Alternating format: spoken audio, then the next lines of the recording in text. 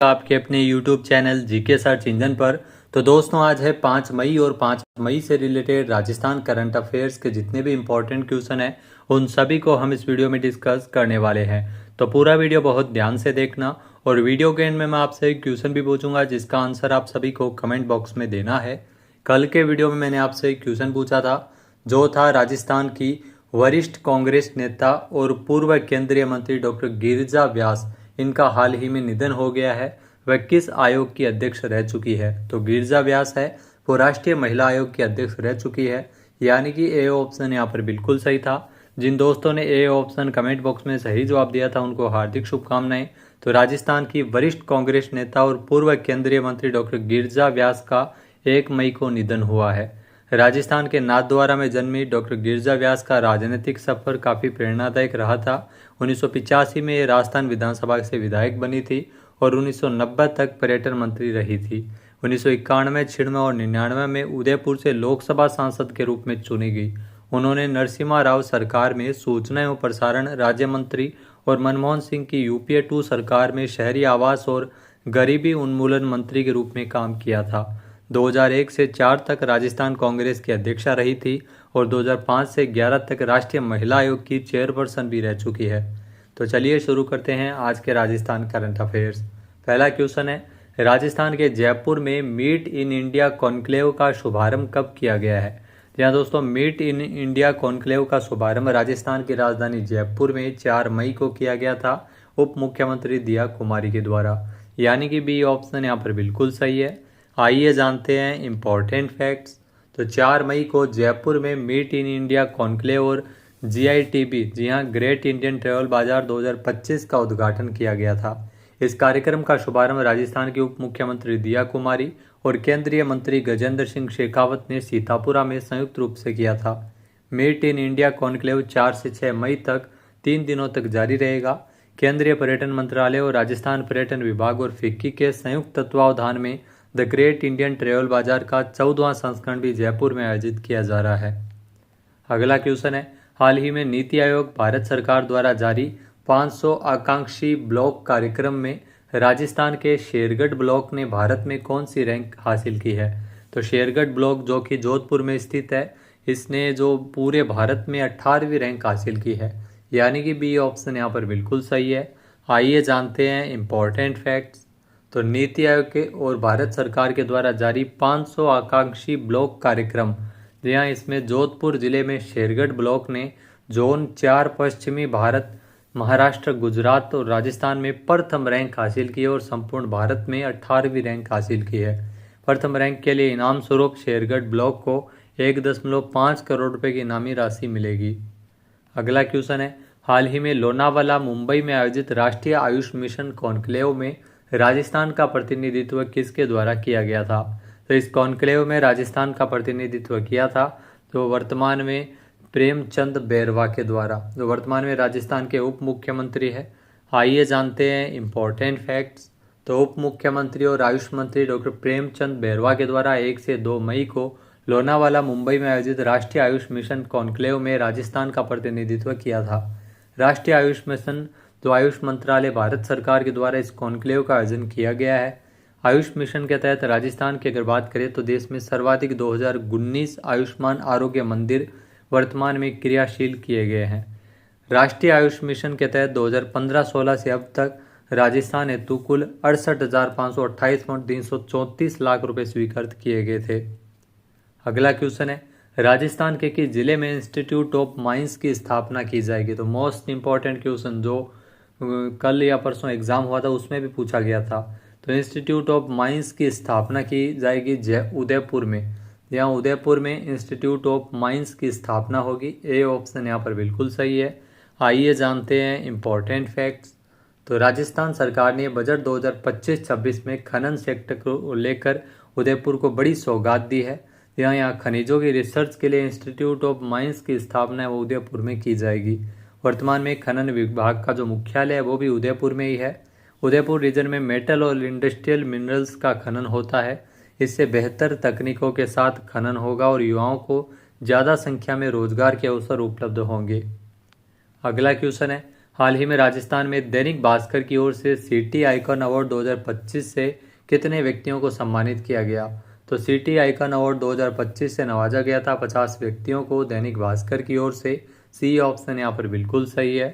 आइए जानते हैं इम्पोर्टेंट फैक्ट्स। तो दैनिक भास्कर की ओर से हाल ही में तो होटल क्लार्क्स आमेर में गुलाबी शहर की पहचान बने उन चेहरों को सम्मानित किया गया जिन्होंने अपने क्षेत्र में उत्कृष्ट काम करते हुए जयपुर का नाम देश और दुनिया में रोशन किया है। जी हाँ, एक दिन उनके सम्मान के लिए जो जीते हैं उदय जो जयपुर के मान के लिए थीम पर आयोजित जिसमें सिटी आइकॉन अवार्ड 2025 का अवार्ड है वो इस समारोह में दिए गए थे, जिसमें मुख्य रूप से समाज सेवा, चिकित्सा, शिक्षा, art, music, business, fashion, hospitality और ब्रांडिंग के क्षेत्र में योगदान देने वाले 50 से ज़्यादा लोगों को यहाँ पर सम्मानित किया गया। अगला क्वेश्चन है, राजस्थान में पहली बार स्वदेशी तकनीक से विकसित कैंसर वैक्सीन कहाँ तैयार की जा रही है? तो पहली बार स्वदेशी तकनीक से विकसित कैंसर वैक्सीन है वो राजस्थान में महात्मा गांधी मेडिकल कॉलेज जयपुर में तैयार की जा रही है, यानी कि ए ऑप्शन यहाँ पर बिल्कुल सही है। इसके अलावा जो एम्स जोधपुर में डेंगू का जो वैक्सीनेशन भी चल रहा है, जी हाँ, क्लिनिकल जो ट्रायल चल रहा है, ये भी आपको ध्यान में रखना है। आइए जानते हैं इम्पोर्टेंट फैक्ट्स। तो राजस्थान में पहली बार स्वदेशी तकनीक से विकसित कैंसर वैक्सीन तैयार की जा रही है। इस टीके से मात्र 10,000 रुपये की लागत से कैंसर का इलाज हो सकेगा। जयपुर स्थित महात्मा गांधी मेडिकल कॉलेज, जी हाँ, जयपुर में है महात्मा गांधी मेडिकल कॉलेज और यहाँ पर इसका आयोजन किया जा रहा है। इसके अलावा जो डेंड्राइटिक सेल वैक्सीन बनाने की मंजूरी मिली है। इस टीके से 5 प्रकार के कैंसर का इलाज संभव हो सकेगा और दावा ये किया जा रहा है कि यह देश का पहला स्वदेशी कैंसर टीका है। नेक्स्ट है, Maharana Pratap tourist circuit project के अंतर्गत पहले चरण में किन जिलों में पर्यटन स्थलों को आपस में जोड़ा जाएगा? तो प्रथम चरण में अगर बात करें तो Maharana Pratap tourist circuit project के अंतर्गत उदयपुर, राजसमंद और सलूम्बर को आपस में जोड़ा जाएगा, यानी कि सी ऑप्शन यहाँ पर बिल्कुल सही है। आइए जानते हैं इम्पोर्टेंट फैक्ट्स। तो Maharana Pratap tourist circuit project हेतु प्रदेश सरकार ने महत्वाकांक्षी योजना के लिए 100 करोड़ रुपए का बजट निर्धारित किया है। इस प्रोजेक्ट के तहत महाराणा प्रताप से जुड़े ऐतिहासिक पर्यटन स्थलों के विकास की योजना बनाई गई है, जिसके लिए गुड़गांव की एक आर्किटेक्ट फर्म को 6.30 लाख रुपए का टेंडर जारी करते हुए वर्क ऑर्डर दिया गया है। प्रोजेक्ट के पहले चरण में उदयपुर, राजसमंद और सलूम्बर के पर्यटन स्थलों को आपस में जोड़ा जाएगा। अगला क्वेश्चन है, राजस्थान आईटी दिवस 2025 का आयोजन हाल ही में किस शहर में किया गया था? तो राजस्थान आईटी दिवस 2025 का आयोजन हाल ही में राजस्थान की राजधानी जयपुर में किया गया था, यानी कि बी ऑप्शन यहाँ पर बिल्कुल सही है। आइए जानते हैं इम्पोर्टेंट फैक्ट्स।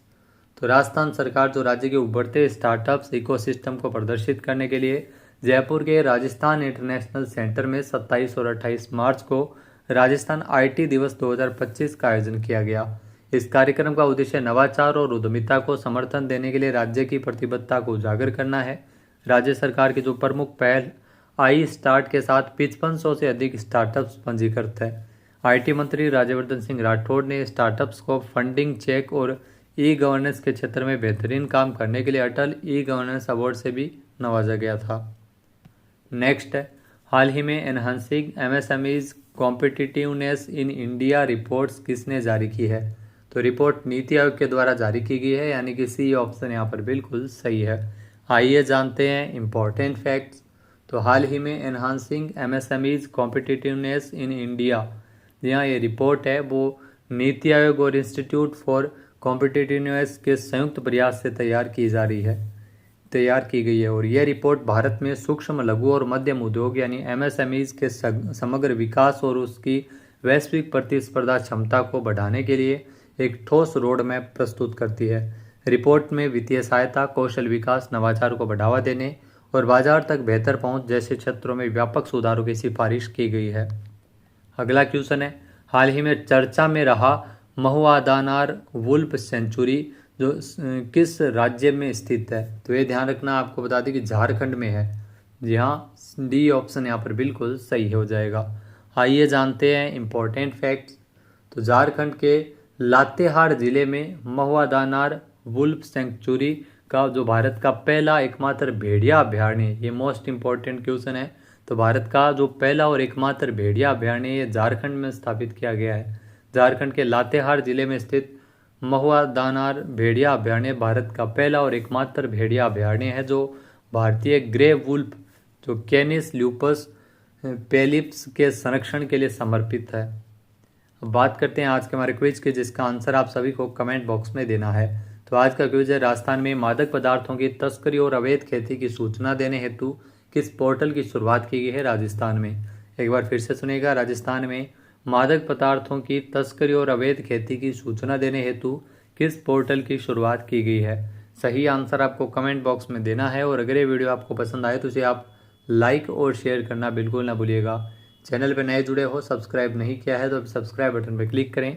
इस वीडियो की जो PDF फाइल है वो आप वीडियो के डिस्क्रिप्शन बॉक्स से डाउनलोड कर सकते हैं। क्वेश्चन आंसर आप वोट करके भी कर सकते हैं।